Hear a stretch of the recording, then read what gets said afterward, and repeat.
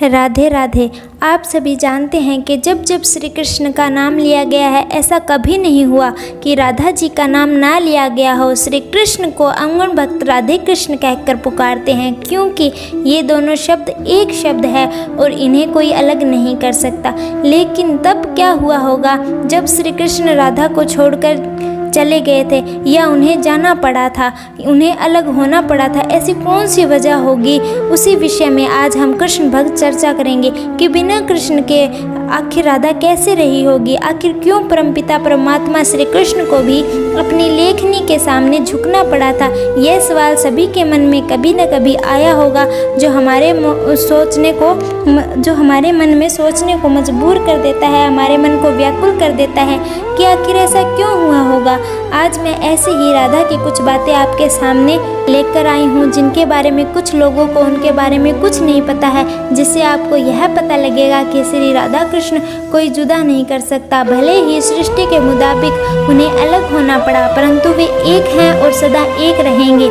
ये तो आपको पता ही है कि श्री कृष्ण का जन्म माँ देवकी की कोख से हुआ था, परंतु उनका पालन पोषण माँ यशोदा ने किया था, अर्थात वृंदावन में हुआ था। कृष्ण अपने नटखटपन व मनमोहक लीलाओं से सबका मन मोह लेते थे और सभी वृंदावन वासियों के दिलों में बसते थे। श्री कृष्ण अपनी बांसुरी की धुन से सभी का मन मोह लेते थे, और जो सबसे अधिक प्रिय थी वो थी राधा रानी, और राधा रानी से जो सबसे अधिक प्रेम करते थे वो थे श्री कृष्ण। कृष्ण उनसे बहुत प्रेम करते थे। राधा रानी श्री कृष्ण से 5 वर्ष बड़ी थी, परंतु फिर भी श्री कृष्ण उनसे बहुत प्रेम करते थे और राधा भी उनसे बहुत प्रेम करते थे। उन्हें कोई फर्क नहीं पड़ता था इस बात से, क्योंकि प्रेम ही सबसे बड़ा होता है। राधा रेपली नामक गांव में रहती थी, लेकिन कृष्ण की मनमोहक बांसुरी की आवाज़ सुनकर वो दौड़ी दौड़ी चली आती थी। श्री कृष्ण का जीवन भी साधारण नहीं था। वह समय निकट आ रहा था जब उन्हें वृंदावन छोड़कर जाना था। कृष्ण के दुष्ट मामा कंस का अत्याचार चरम सीमा पर पहुंच चुका था, और एक दिन कृष्ण और उनके भ्राता बलराम को मथुरा में आने का आमंत्रण दिया, और यह बात सुनकर वृंदावन वासियों में एक डर का माहौल उत्पन्न हो गया। वृंदावन में तो जानो कि श्री कृष्ण के जाने से मातम सा ही छा गया था, लेकिन श्री कृष्ण को लेने के लिए कंस ने रथ भेजा, जिसके वृंदावन में आते ही वृंदावन वासियों ने वहां घेरा बना लिया, यह सोचकर कि कृष्ण को अब हम नहीं जाने देंगे और कृष्ण को अपने पास ही रखेंगे।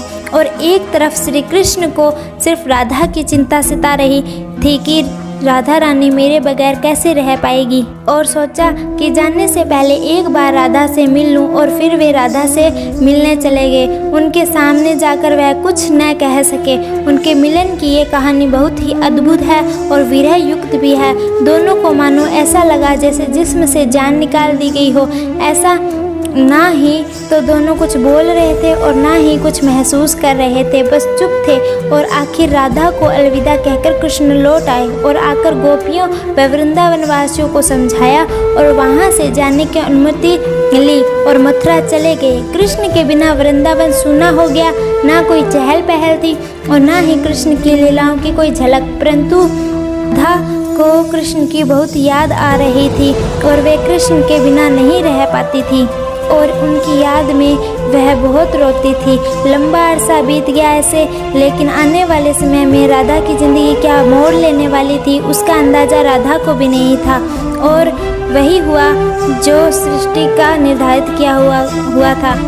राधा का विवाह हो गया और उन्हें अपनी गृहस्थी संभालनी पड़ी। ना चाहते हुए भी उन्हें अपनी गृहस्थी संभालनी पड़ी, अपना जीवन किसी के नाम करना पड़ा, परंतु उनके मन में सिर्फ कृष्ण मौजूद थे।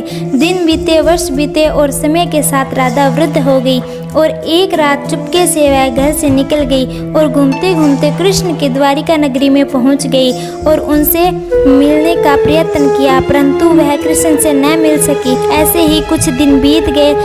एक दिन वह श्री कृष्ण से मिली, परंतु वह भी तब जब वह लोगों से घिरे हुए थे और दूर से ही उनके दर्शन किए। कृष्ण ने उनकी तरफ देखा और उनकी आंखें नम हो गई, लेकिन वह न ही तो कुछ बोल सकते थे, ना ही उन्होंने कोई प्रतिक्रिया दिखाई, लेकिन मन से वे एक दूसरे से जुड़े हुए थे।